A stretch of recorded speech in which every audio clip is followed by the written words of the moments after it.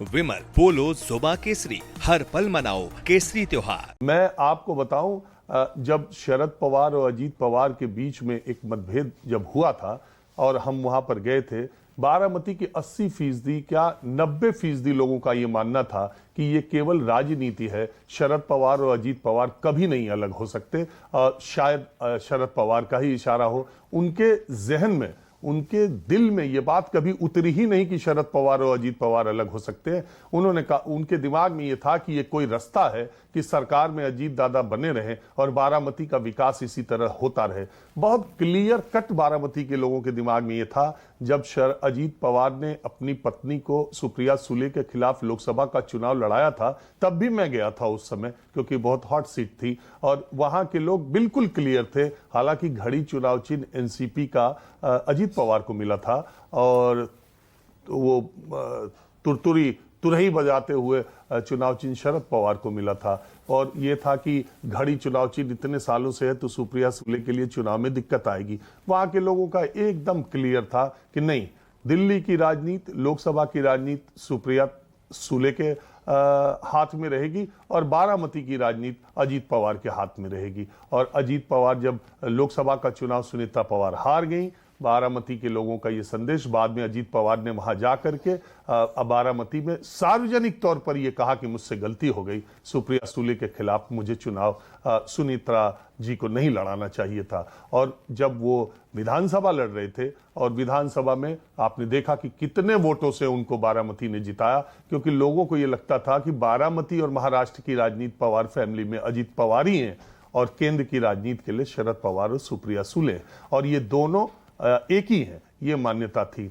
आज बहुत ही दुखद घड़ी में ये सारी बातें मैंने, हालांकि वहां मैं कम से कम बारामती 7-8 बार गया हूं, तो मैं वहां, वो पूरा दृश्य मेरे सामने आ रहा है। और वो वहां का, मैं वहां का एआरटीओ का ऑफिस जो है वो कमिश्नरी के एआरटीओ के ऑफिस से कहीं बेहतरीन है। और अगर आप वहां गाड़ियां देखेंगे मकसूद, मुझे लगता है कि पूरे देश या दुनिया में मैं कह सकता हूं कि ग्रामीण इलाके के किसी तहसील में इतनी महंगी महंगी गाड़ियां, कौन सी गाड़ी आपको नहीं वहां पर दिखाई देती है। 1.5-2 करोड़ रुपए की गाड़ियां ऐसे आपको बारामती में चलती हुई दिखाई देंगी।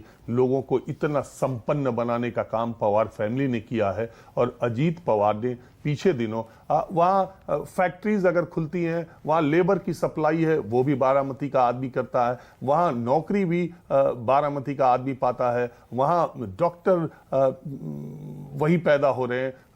पढ़ने की, मैंने आपको बता ही दिया, पढ़ाई का तो कोई ऐसा कोर्स ही नहीं है जो बारामती के विद्या प्रतिष्ठान में न हो, जहां आज अंतिम संस्कार हो रहा है। तो क्या नहीं किया किसानों की उन्नति के लिए। आपको मालूम है इस देश में खेतीबाड़ी के बारे में, एग्रीकल्चर के बारे में जो पकड़ शरद पवार की है, जितना खेती के बारे में उन्हें जानकारी है, किसानों की समस्याओं के बारे में प्रधानमंत्री मोदी भी इस बारे में बता ही चुके हैं, उनके इतना जानकार कोई दूसरा राजनेता नहीं है। और उन्हीं की छांव में रहकर अजीत पवार, बारामती के विकास की दृष्टि से अगर कहा जाए तो शरद पवार ने जो पौधा लगाया था उसको वट वृक्ष के तौर पर तब्दील किया अजीत पवार ने। उनकी दूसरी चीजों के लिए जो चर्चा होती रही उनके होने तक, वो एक अलग मैटर है। राजनीतिक तौर पर उनके पैतरेबाजी को देखकर या उन पर लगे आरोपों को देखकर वो एक अलग चीज है। लेकिन जमीन पर उन्होंने क्या किया है, जनता की आंखों में आंसू और जनता के दिल में जो दर्द है, उससे आपको पता चलेगा कि एक नेता होने का क्या मतलब है और एक नेता ने अपनी जनता के लिए क्या किया है। अजीत पवार और शरद पवार का जब आप घर देखेंगे तो अजीत पवार तो खैर गांव में उनका कुछ 7-8 किलोमीटर बारामती कस्बे से दूर गांव है, जो पैतृक गांव है। शरद पवार ने वो गांव वो घर अजीत पवार को ही दे दिया था। बारामती खुद कस्बे में भी अजीत पवार का घर है, बहुत ही शानदार घर है। शरद पवार के घर की तो बात ही क्या है। लेकिन आम जगहों पर आप जाते हैं, दूसरे विधानसभा क्षेत्रों में जाइए तो आपको सबसे बड़ा घर उस इलाके के मंत्री विधायक का होगा और बाकी घर आपको चिढ़ाते मिलेंगे पड़ोसियों के या गांव के। लेकिन बारामती की जिस हाउसिंग सोसाइटी में अजीत पवार का घर है, उसमें आप ये नहीं कह सकते कि सबसे अच्छा घर अजीत पवार का है। उसमें अजीत पवार से अच्छे घर वाले घर भी हैं, और लोगों को इस बात का कभी कोई शिकायत नहीं रही कि शरद पवार ने क्या किया या अपने लिए क्या बनाया है। उन्होंने हमेशा ये कहा कि शरद पवार और अजीत पवार ने अपने लिए जो बनाया उसका कोई मतलब नहीं है, लेकिन उन्होंने इस देश बारामती के लोगों के लिए, पुणे के लोगों के लिए जो काम किया है। आज पुणे की गिनती जो इतने बड़े और इतनी तेजी से बढ़ते शहर के बारे में होती है, उसमें सबसे बड़ा योगदान शरद पवार और अजीत पवार का है। और मुंबई जैसी चमक दमक वाले शहर में रहने के बावजूद, महाराष्ट्र जैसे राज्य का लगातार 15 वर्षों तक मुख्यमंत्री करीब करीब रहने के बावजूद अजीत पवार गांव, गरीब, किसान से और अपनी पार्टी के कार्यकर्ताओं से जब जितना जुड़े थे, इस देश में बिरले ही नेता ऐसे होंगे कि उतनी ऊंचाई पे जाके इतने जमीन के लोगों से अपना कांटेक्ट बनाए रखे हो। अजीत पवार 67 ईयर्स 67 साल के थे। सुबह चुनाव के दौरान अगर 7 बजे उन्होंने आपको इंटरव्यू का समय दिया है, तो आमतौर पर दिल्ली, लखनऊ के पत्रकार ये सोचते हैं कि ये मेरा ही इंटरव्यू का टाइम पहला होगा, लेकिन आप जब जाएंगे तो पता चलेगा अजीत दादा पवार के घर पे 200 लोग बैठे हैं और 2 इंटरव्यू वो पहले ही दे चुके हैं, तीसरा नंबर आपका है।